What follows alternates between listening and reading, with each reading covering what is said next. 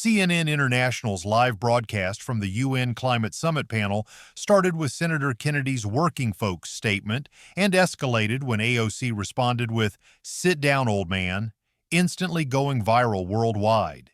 In that moment, climate crisis discussion transformed into personal warfare. But what happened next would remind the world why American democracy, despite its flaws, remains humanity's greatest hope for addressing global challenges. The United Nations Climate Summit in Glasgow had attracted world leaders, climate scientists, and activists from every corner of the globe. The massive conference center buzzed with simultaneous translation equipment, television crews from dozens of nations, and delegates representing countries that range from small island nations facing extinction to industrial powers grappling with economic transition. This was diplomacy on the grandest scale, where the future of human civilization was being debated in real time. The day's featured panel, Climate Policy in Divided Democracies, had been designed to showcase how democratic nations could bridge internal divisions to address climate change effectively. CNN International had secured exclusive broadcasting rights, expecting a thoughtful discussion between representatives from different political perspectives. What they got instead was a masterclass in both the dangers and the ultimate strength of democratic discourse. Senator John Kennedy arrived at the conference center that morning, representing the United States Senate's perspective on climate legislation. At 74, he carried himself with the confidence of someone who had spent decades navigating complex political negotiations. His presence at an international climate summit might have surprised some observers, given his previous skepticism about aggressive climate policies, but Kennedy understood that global challenges required American engagement, even when that engagement involved difficult conversations. Alexandria Ocasio-Cortez had traveled to Glasgow as a congressional representative and prominent voice of the climate movement. Her inclusion on the panel reflected her international profile as a champion of bold climate action. At 36, she represented a generation that viewed climate change not as a distant threat, but as an immediate crisis requiring transformative policy responses. Her Green New Deal had inspired similar movements worldwide, making her a figure of international significance beyond her role in American politics. The panel's other participants included Dr.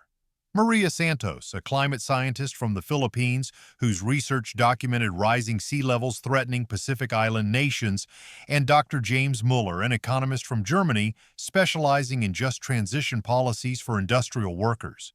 The international composition was deliberate, designed to provide global context for discussions about climate policy and democratic systems. CNN's Anderson Cooper served as moderator, his experience with contentious political debates making him well-suited for managing what organizers expected to be challenging but civil international dialogue.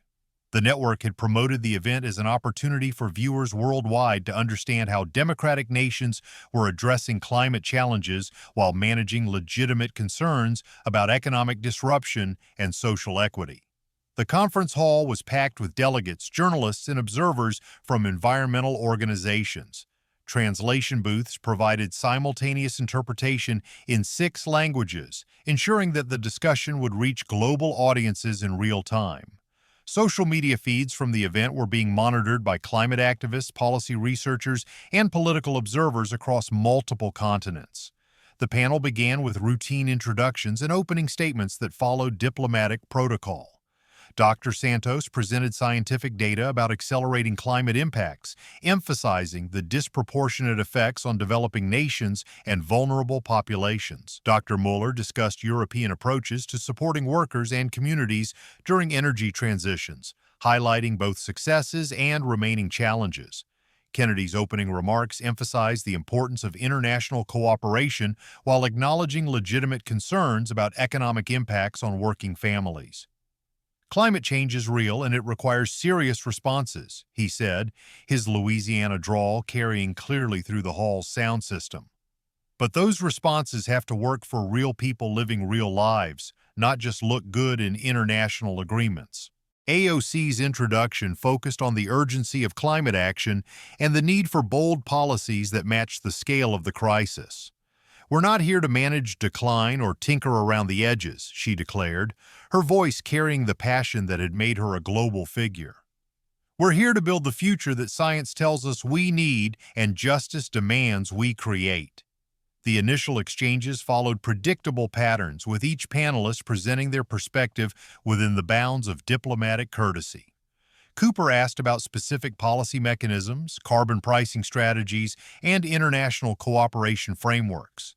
The discussion was substantive but contained, the kind of policy debate that informed observers appreciated but that rarely generated broader public engagement. The dynamic shifted when Cooper posed a question about balancing environmental goals with economic realities in democratic systems.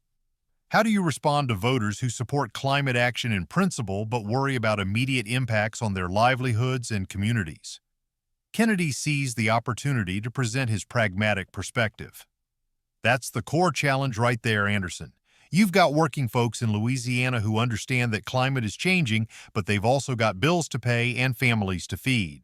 When you tell a welder who's worked on oil rigs for 20 years that his job is going to disappear for the greater good, he's not thinking about global temperature targets. He's thinking about his mortgage and his kids' college fund. The audience murmured appreciatively at Kennedy's grounding of global policy and individual human experience.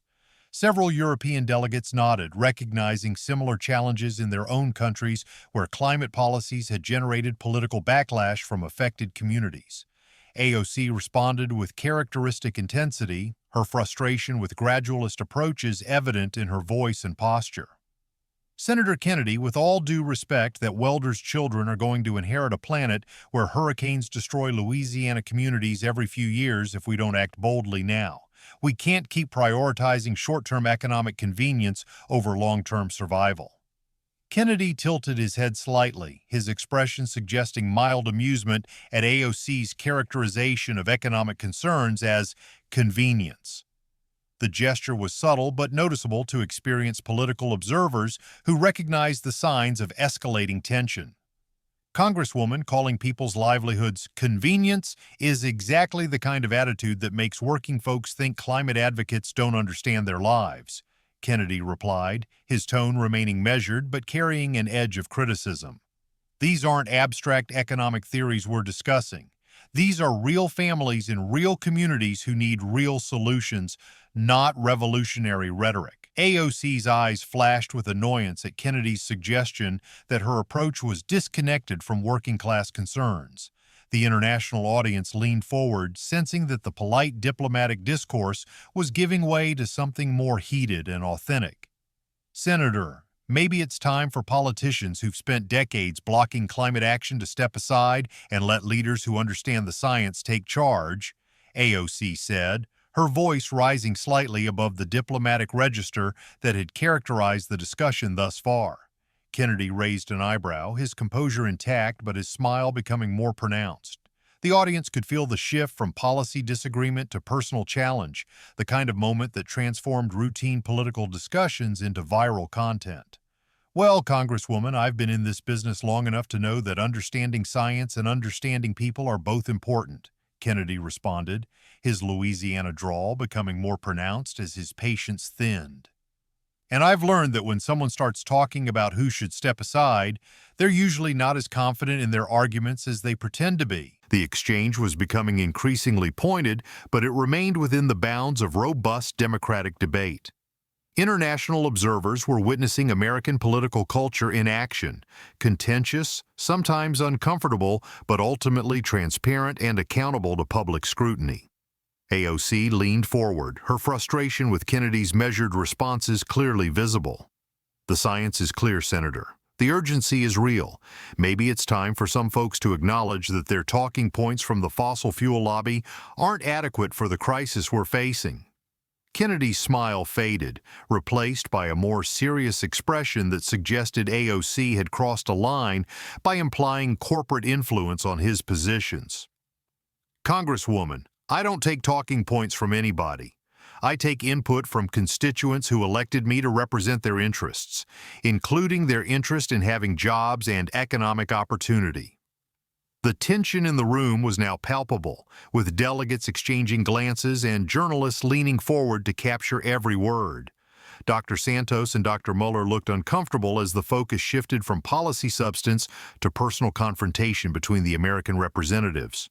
Cooper attempted to redirect the discussion back to substantive policy issues, but both Kennedy and AOC seemed committed to continuing their exchange. The moderator's experience told him that intervening too aggressively might only escalate the situation further. Senator Kennedy, your approach is stuck in the past, defending industries that are literally destroying the planet while the rest of the world moves towards sustainable solutions. AOC said, her voice carrying a tone of dismissal that suggested she viewed Kennedy as an obstacle to progress rather than a legitimate participant in democratic debate. Kennedy's expression hardened as he recognized the dismissive tone. Congresswoman, maybe you should focus more on learning how to work with people who disagree with you and less on lecturing them about stepping aside. The comment stung, and AOC's response reflected her frustration with what she perceived as condescending treatment. "Sit down, old man," she said sharply, the words cutting through the formal atmosphere of the international summit like a blade. The hall fell completely silent. Delegates from dozens of countries sat frozen, uncertain how to process what they had just witnessed. The phrase hung in the air, its disrespectful tone jarring in a setting dedicated to diplomatic dialogue and international cooperation. Kennedy's face showed surprise, then something that might have been hurt before settling into an expression of sad disappointment.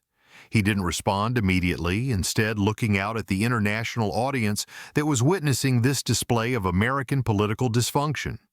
Dr. Santos, the climate scientist from the Philippines, looked mortified. Her small island nation depended on international cooperation to address rising sea levels, and she was watching two representatives from the world's most powerful democracy demonstrate exactly the kind of division that made global climate action more difficult. Social media exploded instantly. "Sit Down, Old Man" began trending worldwide within minutes, accompanied by clips of the exchange and commentary in dozens of languages. International news outlets scrambled to provide context for global audiences unfamiliar with American political dynamics. European delegates exchanged concerned glances, recognizing that this kind of personal attack could undermine the broader climate negotiations. Asian representatives looked confused and disappointed, wondering how the world's leading democracy could produce such undignified discourse on such a critical global issue. Kennedy sat quietly for nearly 30 seconds, his hands folded on the table before speaking in a voice that was both quiet and carrying. "You know, Congresswoman, I've been called worse things by better people, but I'm not sure this is the kind of leadership the world needs to see from America right now." His response was devastating in its restraint.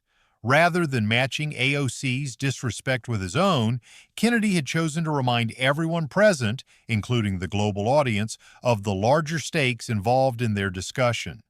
AOC's face showed immediate recognition that she had made a serious mistake. The international setting amplified the impact of her words, making them not just a personal attack on Kennedy, but a reflection of American political culture for global audiences already skeptical of democratic governance.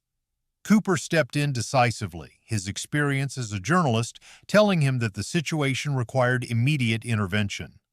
Let's take a brief recess and return to our discussion of substantive climate policy issues. During the 15-minute break, something remarkable happened behind the scenes. Dr. Santos approached both Kennedy and AOC separately, her voice carrying the moral authority of someone representing nations facing climate extinction. "I understand you have political differences," she told them, "but my country's survival depends on global cooperation. When you attack each other personally, you make it harder for the world to work together on solutions that will determine whether my grandchildren have a place to live." Her words carried weight that transcended American political dynamics. Here was a scientist representing people whose homes were literally disappearing beneath rising seas, asking American politicians to remember their global responsibilities. Dr. Mueller, the German economist, also spoke with both representatives during the break. "In Germany, we've learned that successful climate policy requires bringing everyone along, workers, communities, even former opponents. Division makes progress impossible." When the panel resumed, the atmosphere had changed noticeably. Kennedy was the first to speak, his voice carrying none of the earlier tension. Before we continue, I want to say something to Congresswoman Ocasio-Cortez and to everyone watching around the world. Climate change is too important for any of us to let personal differences get in the way of finding solutions. I may disagree with some approaches to climate policy, but I don't disagree with the need for American leadership on this global challenge. AOC looked surprised by Kennedy's gracious tone, then visibly gathered herself before responding. Senator Kennedy, I owe you an apology. My words were disrespectful and they don't reflect the kind of leadership this crisis demands. We can disagree on policy without attacking each other personally. The hall erupted in spontaneous applause from the international audience, clearly relieved to see American representatives demonstrating the capacity for self-correction and mutual respect that effective democratic governance required. Kennedy nodded appreciatively. Apology accepted, Congresswoman. Now, how about we focus on finding some common ground that might actually help address the climate challenge? What followed was one of the most productive policy discussions of the entire summit. Kennedy acknowledged the scientific reality of climate change and the need for American action, while emphasizing the importance of supporting affected workers and communities during economic transitions. AOC recognized the legitimacy of economic concerns and the need for climate policies that provided concrete benefits to working families, not just environmental improvements. Her passion for climate action remained evident, but it was now channeled toward finding practical solutions rather than dismissing opposition. The two representatives discovered surprising areas of agreement. Both supported massive infrastructure investments that could create jobs while reducing emissions. Both recognized the need for international cooperation and American leadership. Both understood that climate policy required political sustainability as well as environmental effectiveness. Dr. Santos contributed scientific expertise that helped ground their discussion in empirical reality, while Dr. Mueller provided examples of successful policies from European experience. The panel became a genuine dialogue rather than a series of competing monologues. Kennedy proposed targeting climate investments toward economically distressed communities, including those dependent on fossil fuel industries. If we're asking coal miners and oil workers to be part of the solution, we need to make sure they benefit from the transition, not just bear its costs. AOC built on Kennedy's suggestion by discussing how green infrastructure projects could provide good-paying union jobs in precisely the communities most affected by economic transition. Climate action can be about economic justice, not just environmental protection. The international audience watched with growing appreciation as the American representatives demonstrated democracy's capacity for self-correction and compromise. What had begun as an embarrassing display of division was becoming an inspiring example of how democratic discourse could evolve toward productive cooperation. When Cooper asked about their key takeaways from the discussion, both representatives emphasized lessons they had learned from each other and from their international colleagues. I've been reminded today that urgency and patience aren't mutually exclusive, Kennedy said. Climate change requires bold action, but that action has to be sustainable politically as well as environmentally. We need policies that bring people together rather than driving them apart. AOC nodded in agreement. And I've learned that building broad coalitions requires listening to concerns I might not share, but that are real for millions of Americans. Climate policy that ignores economic anxiety will fail, but economic policy that ignores climate science will be catastrophic. The panel concluded with both representatives acknowledging their international colleagues and emphasizing America's commitment to global climate cooperation. The contrast with their earlier confrontation was stark and powerful. As delegates filed out of the hall, many stopped to thank both Kennedy and AOC for demonstrating that democratic disagreement could be productive rather than destructive. Several European representatives noted that they had witnessed something valuable about American political culture. Not its initial dysfunction, but its capacity for growth and adaptation. Social media response evolved throughout the day. While Sit Down Old Man continued trending, it was gradually joined by Climate Unity and Democracy Works as users shared clips of the representatives' reconciliation and substantive policy discussion. International news coverage focused on the complete arc of the panel discussion, emphasizing how initial division had given way to productive cooperation. Commentary highlighted the panel as an example of democracy's messiness but ultimate effectiveness in addressing complex challenges.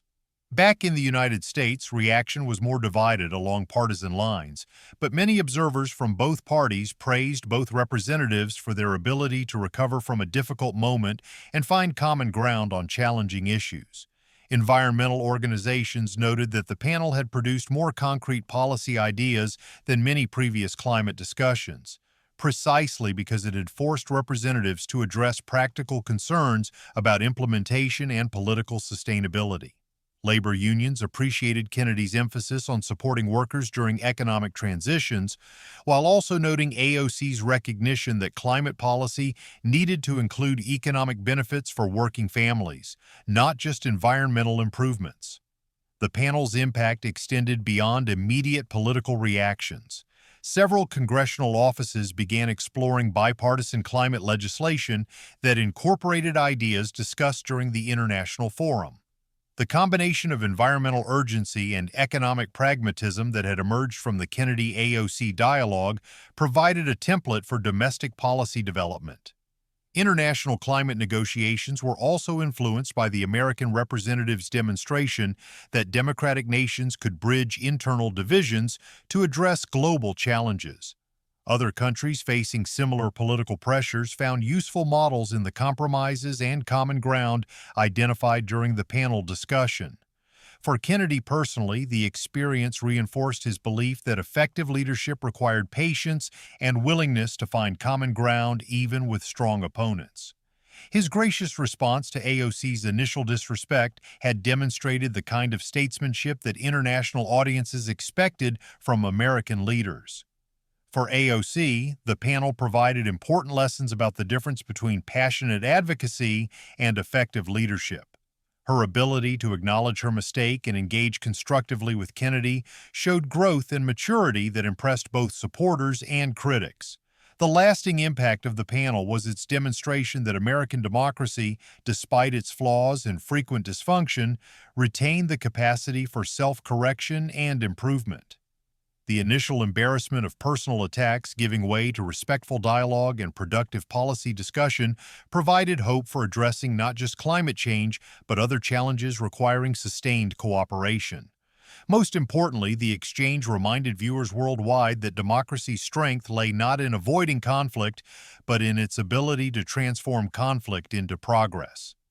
The messy, sometimes uncomfortable process of democratic debate could produce better solutions than either partisan position alone. As the climate summit continued, the Kennedy-AOC panel was frequently referenced as an example of how democratic nations could model the kind of cooperation that global challenges required. Their journey from division to unity within a single discussion became a powerful symbol of democracy's potential for addressing humanity's greatest challenges. The lesson resonated far beyond climate policy. Effective democratic leadership required not just the courage to advocate for important principles, but the wisdom to listen, learn, and find common ground with those who might initially seem like opponents.